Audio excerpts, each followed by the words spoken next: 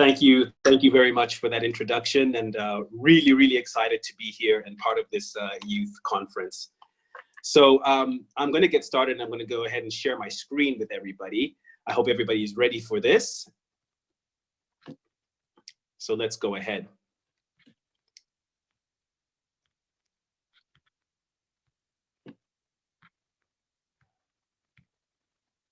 Okay, brilliant. So the topic for today is your authentic self, a guide to self-transformation.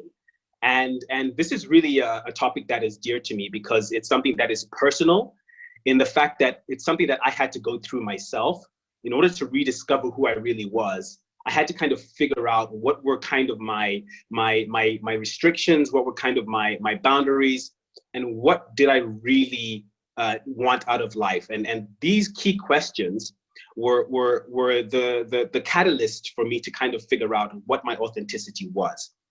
So before I get started, and if we were doing this in a live facilitation, I'm used to doing this in front of a live audience where I have interactive sessions. I really like to get to know my audience. So I'm gonna ask you guys very quickly, right? I'm gonna just ask for like 30 seconds. If you could just write in the chat one word, just one word of how you're feeling right now. I know that you guys had a really exciting day yesterday. You're focusing on the ULab. Some of you had meditation this morning. So what I want to kind of gauge is kind of how the audience is feeling, because that'll kind of help me interact with you on a more personal level. So if you could just literally take just the next 30 seconds and just type in the chat one word of how you're feeling, nothing else. I just want to kind of gauge and see where everybody is at this current moment. So can we do that for a second? And we can go ahead and do that. Thank you.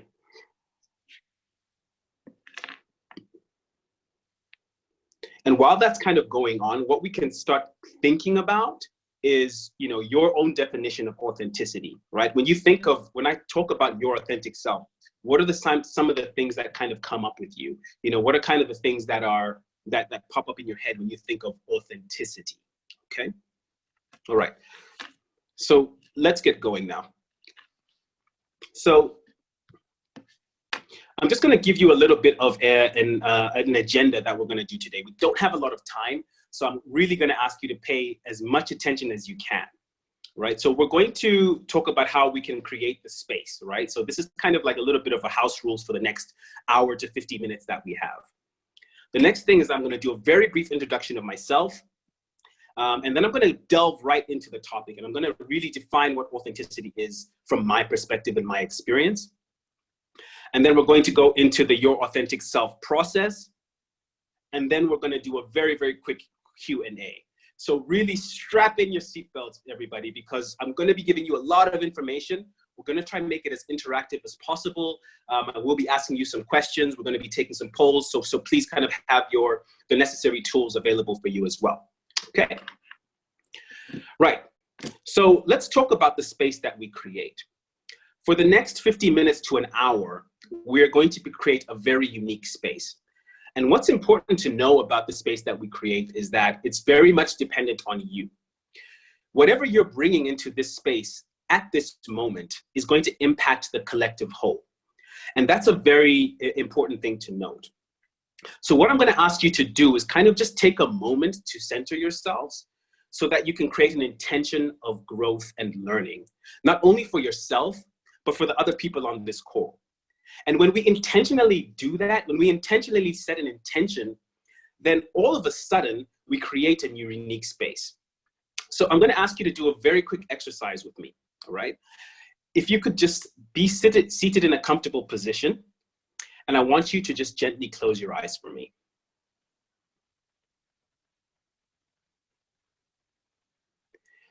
And with your eyes closed, I want you to just take 3 deep breaths, in through the nose and out through the mouth. So let's start with the first breath. In and out. Lovely. Second breath in and out. And one more time, deep breath in and and out. Fantastic. And with your eyes still closed, I want you to just set a very subtle intention that not only for the next few minutes in this webinar, but for the day of this workshop, set an intention for learning. Set an intention for growth, to have an open mind, an open heart, and an open will. And so that we can create a space for people to understand themselves better, and that'll allow us to understand each other better as well.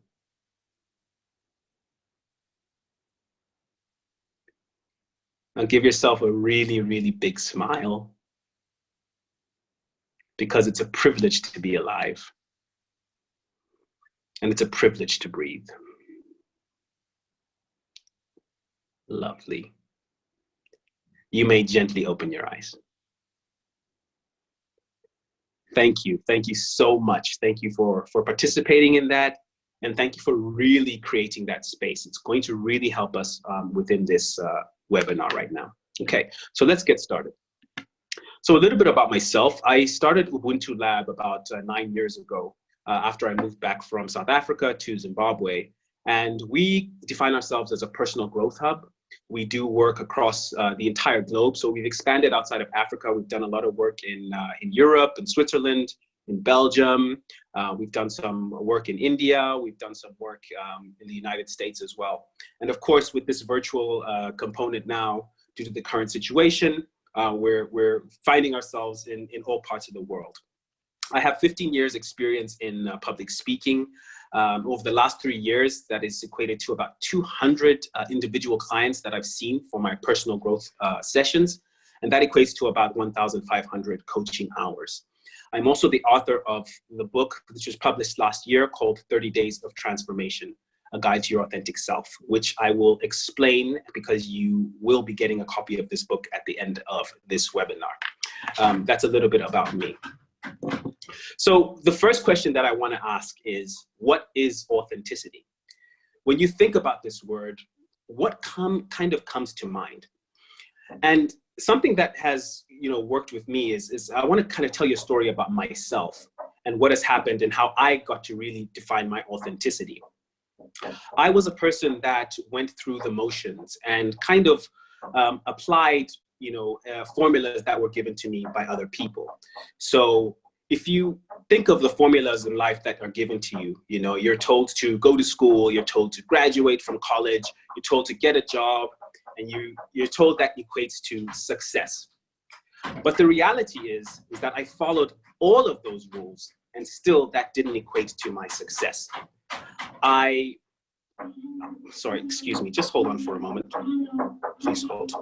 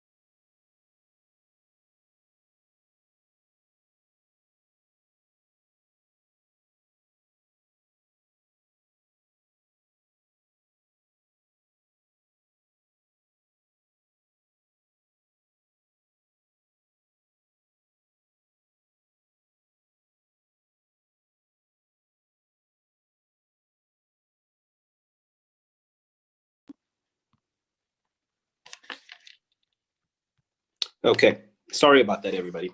So when we talk about authenticity, we talk about a formula that was given, usually by somebody else, or a predetermined notion that was given to somebody else.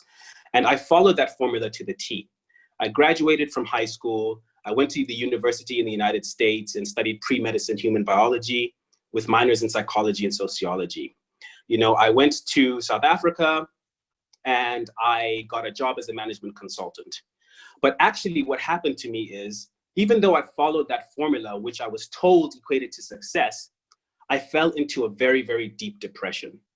And what happened was I ended up feeling like I wasn't worthy. I ended up feeling that I didn't have the right tools and capabilities. And all of a sudden, when I went into this deep depression, I got unhappy and I stopped going to work and I started feeling just, you know, out of it. I would spend days in bed and I had a really, really, you know, I felt like there was a weight on my shoulders. And in that, I started asking myself a few key questions. And one of those was, why do I exist? What are the things that in my life that I really enjoy doing? And why am I not doing them? And in really trying to tackle my depression, what I did is I quit my job. I moved back to Zimbabwe. I traveled to India to learn meditation. And I started this company that I founded 9 years ago. And when I did that, I realized that who I was and what I was doing was misaligned. And what I needed to do was align those things. And that is what I define as authenticity. In fact, another form or definition of authenticity is your highest form of existence. It's when you are unapologetically who you are. It's when you're living a life that is for you and that you are pursuing your priorities, where you are going for exactly what you need to do unapologetically and are living for your own self.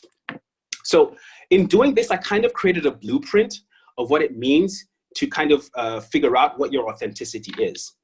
And one of the things that I came up with is the realization that we almost have two selves in us, right? If you look at the screen now, you have what you call your acquired self. And I define your acquired self as the self that has predetermined roles that are given to you. So even before you come out of your mother's womb, there are certain roles and definitions that are given to you. If you're a boy, there are certain expectations from you. If you're a girl, there's certain expectations of you, right? If you're from a particular culture or religion, all of these expectations have attachments. And all of these attachments can sometimes weigh itself on you, especially if you only define yourself by these attachments or labels. And sometimes these labels you don't even ask for. They're just kind of given to you, right?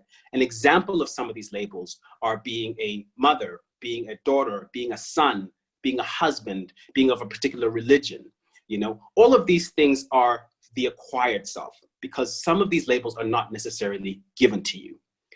Now, what happens is most people start feeling overwhelmed and feeling some form of anxiety, stress, or depression is when the acquired self starts to take over at the expense of your authentic self, which is who you really are, right? And this kind of starts to create a crust around you.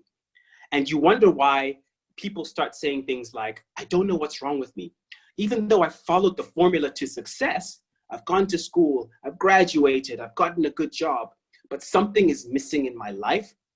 That's because the acquired self has created a crust around who you really are. And so your authentic self is unapologetically expansive, right? It's empathetic, it's considerate of others, but it's also considerate of self.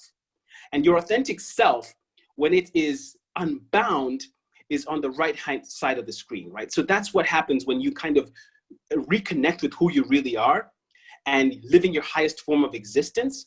All of a sudden you're expansive, right? And you can give enough energy, not only for yourself, but for other people. Now, the problem is that most people are living their lives with the crust of the acquired self upon them.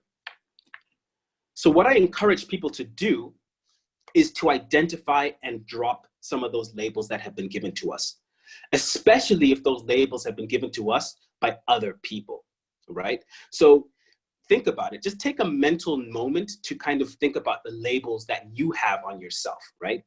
And what happens when you take off of all of those labels? you kind of find the core of who you are. And that's exactly what I had to do. I had to figure out who I was at my core without the labels, without all the attachments, without all of the expectations that were placed onto me, because I was defining myself by those things. And that is exactly what made me unhappy. So what I'm going to do now is kind of take you through a 3-step process, the Your Authentic Self process, of how to reach your highest form of existence. This is a day of transformation. So I'm going to really provide you with some really hands-on techniques and processes for allow you to do that. So the first step of achieving your authentic self is to rediscover why you exist, right? And if you kind of break that down, there are 3 main elements of this. And the first one is self-communication. Now, if you have a pen and a paper, I want you to write this down. The quality of my life is dependent on the quality of my communication. Let me say that again. The quality of my life is dependent on the quality of my communication, right? And I'm really talking about the communication with yourself, right? Because your self-communication is actually a component of your thoughts, of your emotions, and your belief systems, right? All of those start to constitute and are defined by your self-communication. So if I wake up in the morning and all of a sudden I tell myself that I am unworthy, well, how do you think that's going to impact and affect my day? What is that going to do to my self-esteem? What is that going to do to the way I interact and do my work? As opposed to waking up in the morning and telling myself, hey, actually, I'm going to do the best I can regardless of the circumstances. That, again, will have a ripple effect on how I interact, how I think, and how I do things. Okay, so here's an activity that I want you to do. I'm going to ask admin to help me out here. So I am are probably the 2 most powerful words in the English language. And what you kind of put after them really determines your self-communication. So the activity I want you to do right now is I want you to think of the very next word that comes after you say I am, all right? And we're going to go and you're going to kind of do that and admin will kind of guide you on how to do that. So I want you to write, without thinking too much about it, what is the first thing that comes to your mind? If I was to say I am, and then what is the next word that comes to your mind? So let's go ahead and take a moment to do that quickly.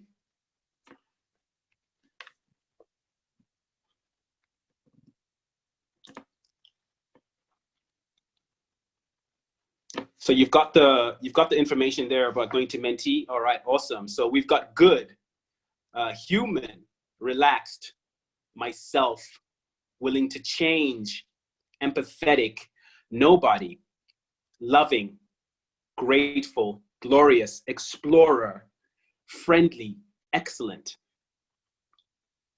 Right? So there's so many things. And if you kind of look at how this is going, right, what you get to understand is that how you kind of communicate with yourself, what you tell yourself you are, will then have a ripple effect and impact on how you interact with other people. So as we move through the Your Authentic Self process, you're going to understand that the foundation of this is always going to be your self-communication, right?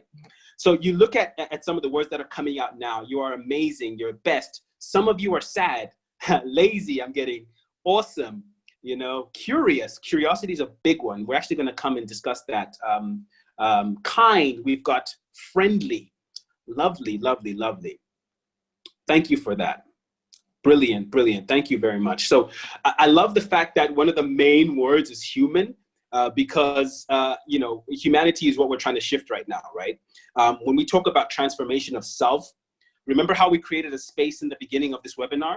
Well, that's exactly what we're doing right now. We're actually creating a space for the greater humanity. So that's also something very important to take a note of. So thank you for sharing that. Lovely, brilliant. So you can kind of see where people are in terms of their self-communication, right? A lot of it are positive, right? So some of the things that you want to do is kind of assess your self-communication and kind of see where it fits in. And if it's benefiting you, then continue doing it. And if it's not benefiting you, if it's a word or a definition that, you know, is maybe fear-based, you want to kind of address that. And we're going to actually start talking about addressing our fears within this webinar as well, as it is actually part of that process. So thank you very much for that. So I'm going to now go back to sharing my screen, and we're going to move on to the next slide. Okay.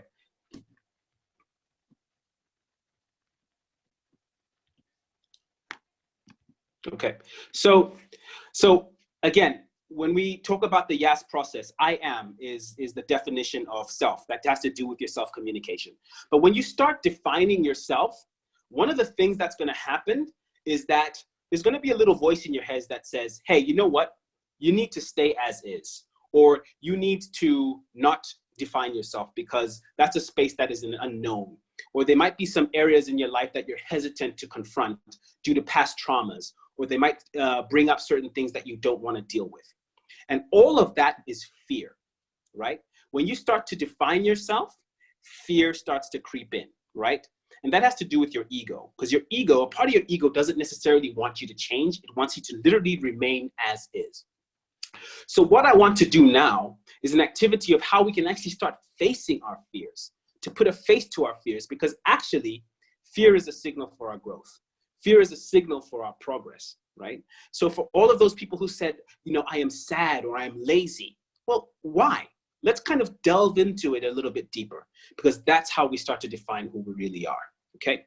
So another question that we're going to do now is another poll that we're going to do is I want to ask, what is your primary fear or concern, right? And I want you to just pick one, okay? Pick one, and we're going to do a very quick poll on this, all right? And then after this poll, we're going to start talking about the next steps of really kind of facing our fears, all right? So for the first one, we've got uncertainty or the unknown, right? Especially in a time like this, there's a lot of that going around, right? Is it unworthiness? Is it, I don't know what to do with myself? Is it past traumas that are affecting you? So maybe some things in your past that are hindering you from your full potential. Is it anxiety or panic attacks? So do you get a physical response to things when you get fearful or concerned? And, or is it falling into depression? So let's just take a very, very quick poll and kind of see where people are at right now. Okay, so again, the information on menti.com is there with the code. And really be honest with yourself. You know, the most important thing right now when you start communicating with yourself is transparency and honesty. There's no point, you know, I always tell people, you can lie to me, that's fine, but please don't lie to yourself, because you're not doing yourself any good. So really take the time to think about it and kind of process what are some of the things that are coming out. Okay, brilliant. So majority of people at the moment, it's I don't know what to do with myself. That kind of seems to be the dominant fear or concern. Past the uncertainty or the unknown is coming at a close second, and unworthiness as well. That's a big one. And let me just say thank you very much for sharing this. You know, this is intimate information being shared on a public platform, but I appreciate and acknowledge your bravery for really putting yourself out there. That's really great. So you can see right now, I don't know what to do with myself seems to be the dominant one. So that's and with uncertainty followed at second, and then unworthiness third. All right, great. Thank you very much for that. Let me go back to sharing my screen again, and let's move on with the session. Okay, so we've kind of figured out that, and we're going to go with the one with the most votes, which was C. I don't know what to do with myself. So I want you to keep that in mind. But also, what's important is to say, once you've identified your fear, what is the next step in facing it? And it's really to kind of answer these 6 questions. All right. So if it's, let's take the example of you not knowing what to do with yourself, right? The first question to ask is, what is my trigger, right? So what triggers you into not knowing what to do with yourself, right?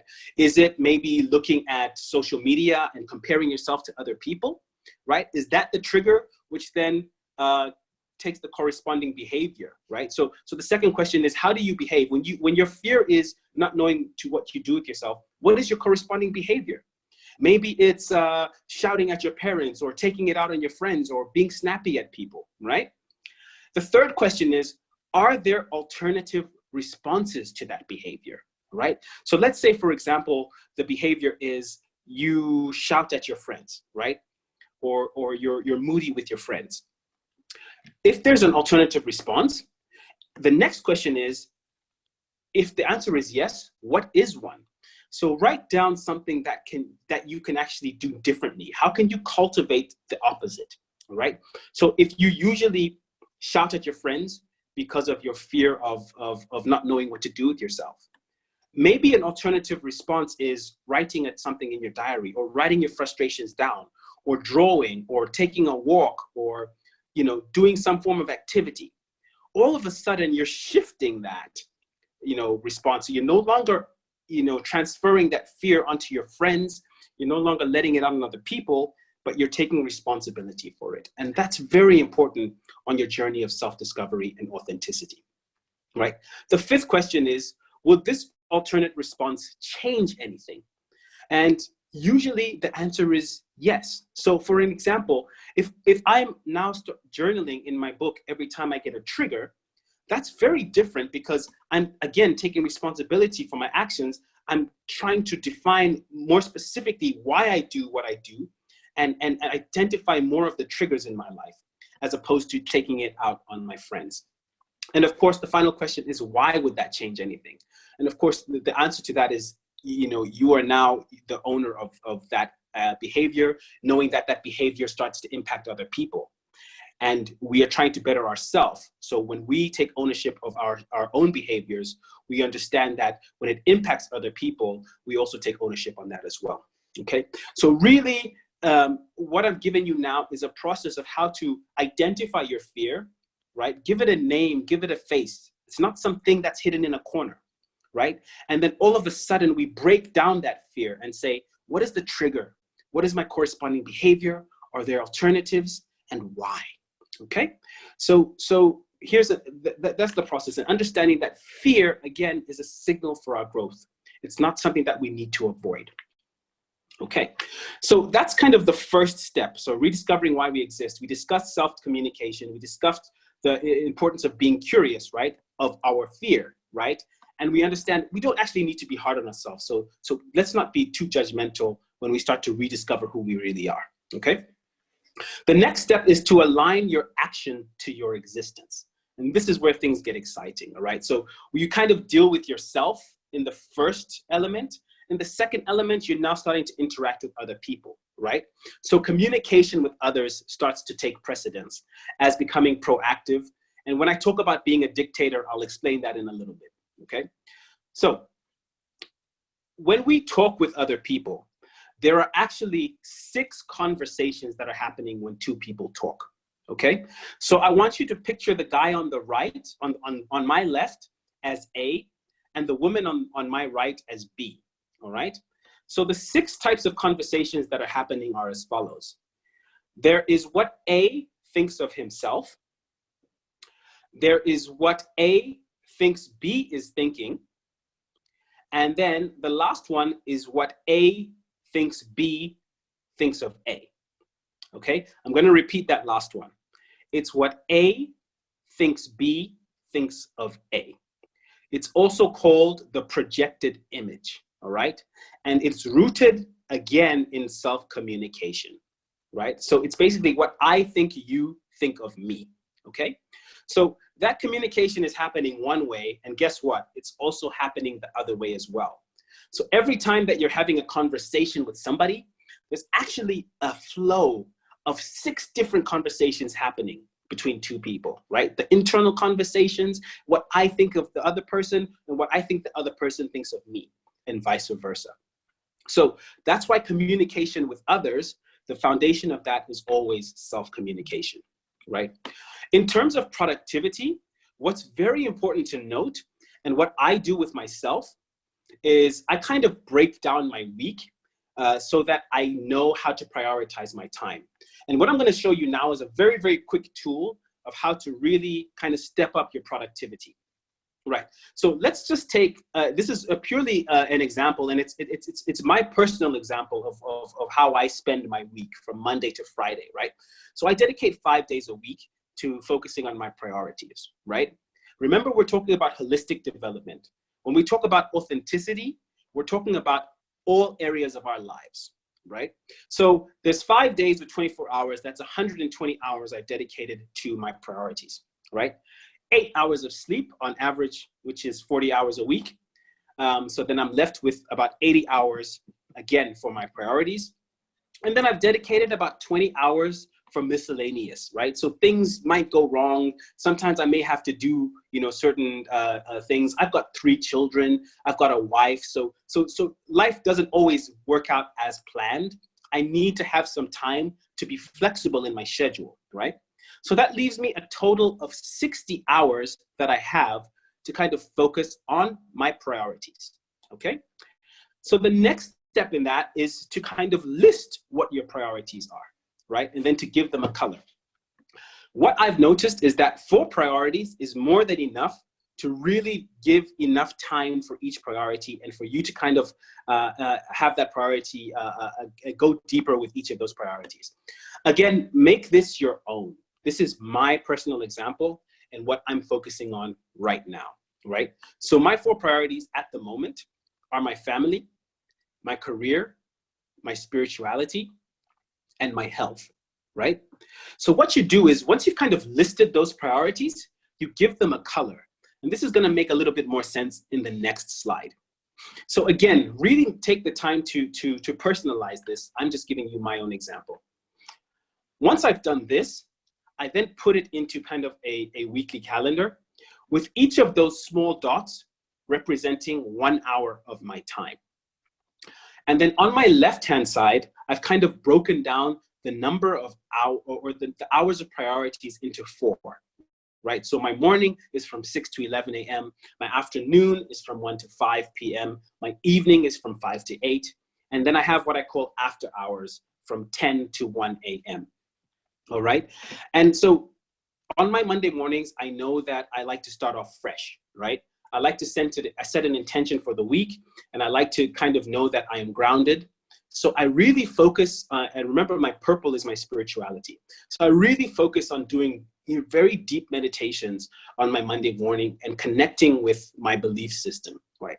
I also kind of focus on my health. So I do some form of movement technique to get my body and oxygen going to my brain, because that's how I know my day gets started well. And then, of course, I'm spending time with my family. But I want to kind of give you an example of how I prioritize my times. So if you look at the evening section, where it's from 5 to 8, you'll notice that there's a lot of blue throughout the week. And the blue is my family. And that's because I've decided to prioritize family. My family and I have decided to spend at least dinner together, right? So this is the time where I put my phone away, I put my laptop away, and I'm completely dedicated to my family, right? If it's any homework that needs to be done with my children, if it's me going outside and playing with them, they become the priority. If my 2-year-old daughter says, Papa, let's go outside and play, that's what I'm doing. She's the boss at that time, right? I have no other priority but them. And I have to put it in my calendar because I want to make sure that I'm dedicating the time and it's quality time for them. Another example is the after hours. So from 10 to 1, I know by then that my children are asleep. So I know that I won't get any distractions. So I really focus on my career. So that green color, that turquoise color is all about my career, and I can really get a chance to focus on that. So again, this is an example of my schedule. And please go ahead, take screenshots. I'll be happy to share the slides and really kind of personalize it. Because when you're on your path to authenticity, you have to put in the work. And I always tell people, show me your schedule and you show me your priorities. There's no point in saying that I'm working on my personal development. And then when I ask you to show me your schedule, you're only spending 5 minutes on your personal development a week. Or you prioritize your family and you're only spending 30 minutes a week of quality time with them. make sure that you have a dedicated schedule, which is at least flexible enough for you to chop and change because you know things in life happen. Okay, so that's the kind of the second one, when you align your action to your existence. Remember, we talked in the first element, we talked about discovering why you exist. How do you do that? Through self-communication, through saying, I am, and figuring out what comes next, and being curious about your fears because they are gonna come up, and not to have any judgment about that. The second step, which we just went through, is communicating with others, knowing that there are 6 different types of conversations that happen every time we communicate with another person, right? And now we're setting a framework of becoming more productive. Being a dictator means that you're sticking and you're unapologetic about the goals that you're setting, and you don't stop until you achieve them, okay? So it's really about just committing to your purpose. Now we're going to go on to the third element, which is applying your existence to the world. Now we're talking about collective communication. So it's not just communication with the small network of your friends or family or community. Now it's about saying, hey, I'm actually a part of a greater community. I'm actually a part of humanity. And humanity needs my contribution in order to evolve. The world needs you at your best. We have not stopped evolving as human beings. And it is you, the young people, which are now going to take the mantle to bring the story of humanity to its next chapter. So that's what we're talking about when we talk about collective communication. And here are some steps to kind of go through this process, right? One, questions that you can ask yourself. So I don't know how many of you, I'm pretty sure a lot of you are aware of superheroes, right? And all the superheroes, whether you're talking about, you know, the X-Men, or you're talking about the Marvel or Batman or Superman, each and every one has what you call an origin story, right? It's that story that made them who they are. And the first question you need to ask yourself is, what is your origin story, right? I kind of told you a little bit of mine, right? When I fell into my depression, right? And then I realized that I had to do something about it, and I quit my job and I started this company, and I traveled to India and I started learning meditation, and I started interacting with young people in Zimbabwe and Africa, and the impact that has had, and in me speaking in over 30 countries. That would not have happened if I hadn't kind of had that depression and dealt with it. So that's kind of my origin story. My question to you is, what is yours? My next question to you is, who is telling your story? So when I gave you that formula in the beginning about going to school, graduating, you know, getting a job, that was not my formula. That was something that I was told by my parents and that I adopted. But in reality, it wasn't my story. I would have still been unhappy if I was in a 9-to-5 right now. The fact that I'm an entrepreneur tells me that I'm the one telling my story. I'm the one that is the author of my life and the architect of the life story that I'm building right now. So who is telling your story? If it's somebody else, or is it you, right? And when you tell your story, you get to kind of steer the ship. And that also makes you be more responsibility and take accountability for the actions that you have. The next question is, do you believe your story? So there's no point in you talking about it without walking the story as well. So it's really challenging you to say, this is the story I want to tell, but you have to believe in it. You have to believe in yourself. There's no point in having all of these speakers come on this amazing platform and this amazing webinar, and all of a sudden, they have all of the belief in the world in you. But if you don't believe in yourself, then honestly, this is not going to work. You have to believe in the story that you're telling yourself, right? The next question is, how is your story contributing to the greater one? So as I said before, humanity is going through a process of evolution every single day, right? Humanity is not the same it was 50 or 100 or 1,000 years ago, right? And it's our ego that says we're at the top of the food chain, or we're at the top of our evolution. That is completely false. There is still a long way to go. And so it's looking to the young people, it's looking in the mirror and saying, what is my story going to contribute to the greater one, to the story of being human, right? And then the very next thing is, what is the title of your very next chapter? So you don't necessarily have to write your whole book right away. You don't necessarily have to write your whole story and know the script. But let me ask you this. What's the title of your very next chapter? Is it a thrilling one? Is it going to inspire positivity? Is it one of depression? Is it going through, the tunnels of darkness? What is the very next chapter of your story? Okay. And now we talk about praxis, right? And how we define praxis is by converting ideas into action. So having been an entrepreneur for a number of years, and having been mentored to a number of young entrepreneurs in emerging markets, praxis is a tool that needs to be, it's almost like a muscle that needs to be trained, right? When you have an idea in your head, right, there's so many people with millions of ideas that are happening, but they're never executed. They never get converted from being in the mind to being manifested into reality, right? So it literally starts by you coming up with something, and again, doing the very next thing that you need to do to make that idea a possibility. The more you do that, the more you strengthen your muscle of praxis, right? And the more you can start converting ideas into action, okay? And this is something that's very important, because when you do so, what happens is that you start to understand that you can fail, right? And you can use that failure as what you call in entrepreneurship an iteration, right? And when you iterate something, it means you just have to tweak it a certain way, or you have to pivot it a certain way.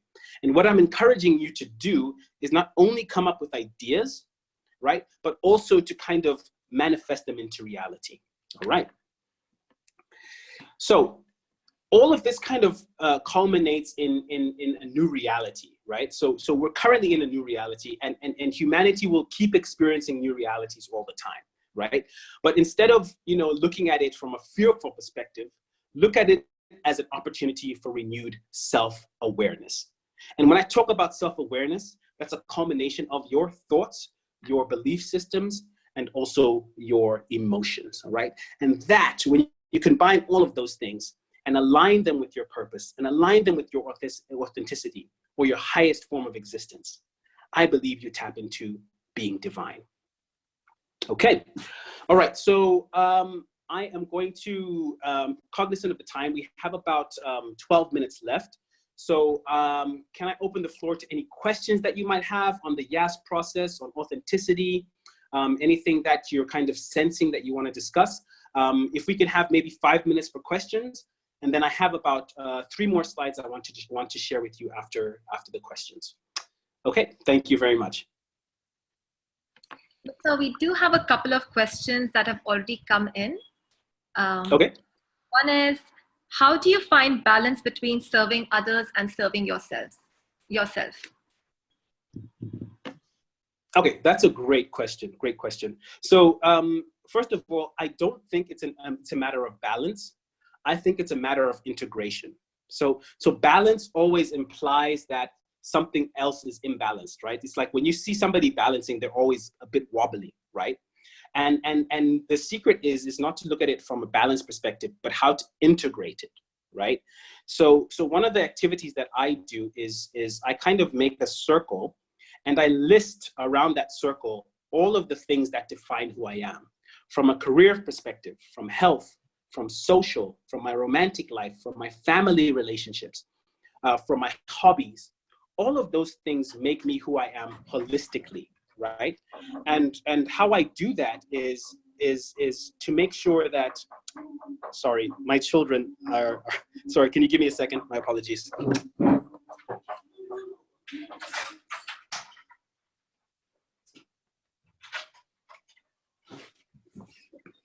Sorry about that.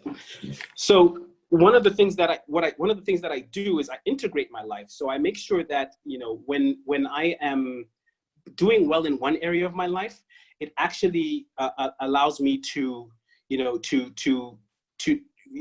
I'm not doing well in one area of my life, I make sure other areas of my life are carrying me through that process, right? So you make sure, and I always talk about prioritizing yourself. So what are the things that you need to focus on as an individual? And when you kind of have enough energy to give to yourself and to make sure you're okay, that's when you can start prioritizing other people, right? Again, an analogy is always the analogy of the plane. When you put on the mask, right, it's always you put the mask on yourself, you give yourself oxygen first before you give the other person. Thank you. We have another one. How can one assess which labels are conducive to dropping and which are the ones we should retain for ourselves? Great. So what I advise people to do is that when you're looking at the labels is actually, there's two things that you should do. So how much energy does that label give to you? So from a scale of 1 to 10, 1 being, very little energy, 10 being, it gives a lot of energy, right? So for each label, what you can do is kind of list what energy does that give to me? So for an example, when I worked as a management consultant, right? The energy that I put out for that was probably an 8, right? As a father, at that time when I was working, the energy that I put out was probably at a 6, okay? And then what you do is on the next table, you kind of say, all right, this is the energy that's been given to me. How much do I actually enjoy this label, right? So even though my energy was an 8 as a management consultant, my enjoyment of it was actually a 2, okay? As a father, even though my energy was at a 6, my enjoyment was probably a 10 because I really enjoyed being a father, right? So that's kind of the way you kind of figure out how you can start breaking down the labels which should probably be prioritized. But on a separate note, when you first start this activity, the labels that you have, irregardless of what they are, I would advise you try to take off all of them and kind of get a sense of how it feels to not be attached to anything, because that is actually your authentic self. It's you not having to be defined by any external labels. I absolutely love this energy and enjoyment matrix that you just drew for us. So we have another question. So when we say we should strive to exist unapologetically, how can we ensure that we are still considerate to the needs of others? All right, so yeah, that's a great question, and something that I actually went through in my process of discovering my authenticity, and that was, when I started bettering myself, I realized that a better me is an actual better father, a better husband, a better son, a better friend, right? So when we talk about the process of self-improvement, in the beginning, it seems like it's all about us. But in actuality, bettering ourselves is actually bettering the collective, all right? So that's kind of the third step. So if you kind of go back to, applying your existence to the world, right? That is actually you contributing to the bigger whole, right? So it's important to take note of that. Is there will be a time, and the thing is, not enough people do it, where you have to be selfish with your self-care. Again, it's about the energy. If you're giving all of your energy out to other people and not necessarily focusing on yourself, then how do you expect to make an impact for other people?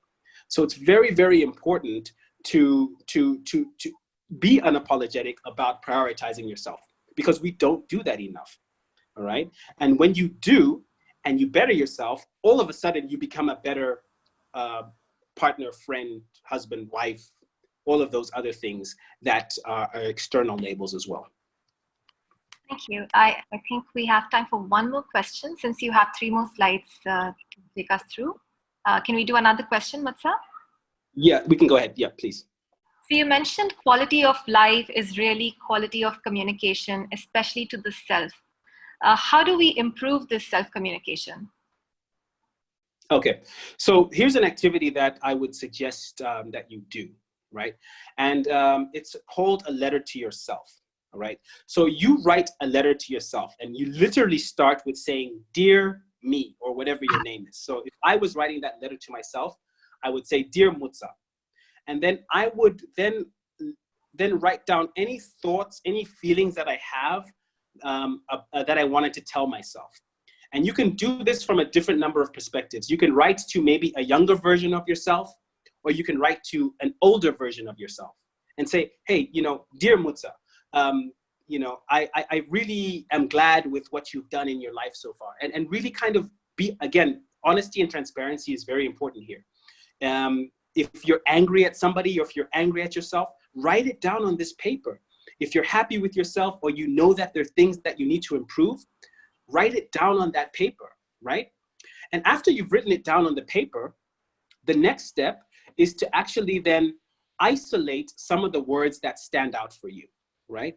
So if there are words or phrases that kind of, if you were to just skim through it after you've read the letter, isolate those words and phrases.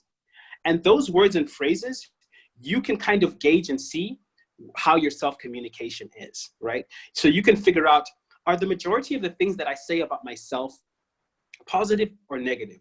Do they help me or do they hinder me? Do they build me up or do they bring me down? And then that will allow you to then further assess what you need to work on. That's very helpful, Mutsa. So if you could proceed with the slides that you had. Sure, certainly, I'll do that. Okay, so I just want to give you a quick summary of what we've kind of worked on over the last 50 minutes or so. So we started by creating that space, and I want you to kind of remember what you kind of contributed on in creating the space over the last few minutes. When you closed your eyes, when you breathed, when you set that intention for growth, remember that you were contributing to a larger whole, right? We did a quick introduction of myself. Then we talked about what authenticity is. And my definition was your highest form of existence, okay? We then talked about the YAS process, the Your Authentic Self process. And we talked about the three things, the three elements that were included in that process, right? And then we just did a quick Q&A, right? Here is some optional homework for you, okay? Completely optional. You don't have to do it if you don't want to. But what I would suggest you do is you write, draw, or paint your reflections on this session. Take 30 minutes out of it. After this conference is over, take 30 minutes and kind of figure out, excuse me, what are some of the things that came out. The second thing is pair with somebody in this group and commit to virtually meeting, and talking about your learnings. Maybe do 30-minute sessions every week for 3 weeks. This is just a suggestion, and then start learning about not only yourself, but somebody else. And this will also allow you to kind of practice your empathy. And then take the 30-day of transformation challenge, right?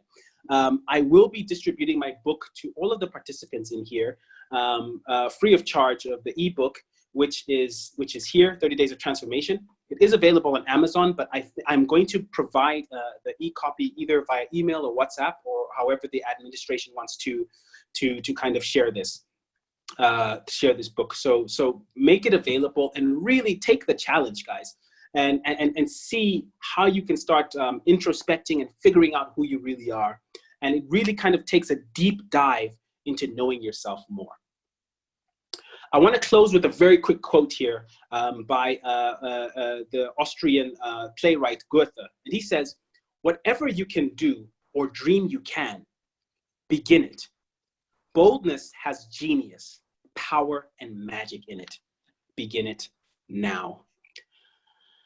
Ladies and gentlemen, thank you so much for your time. I really appreciate your efforts. And thank you so much for tolerating my children interfering with the webinar.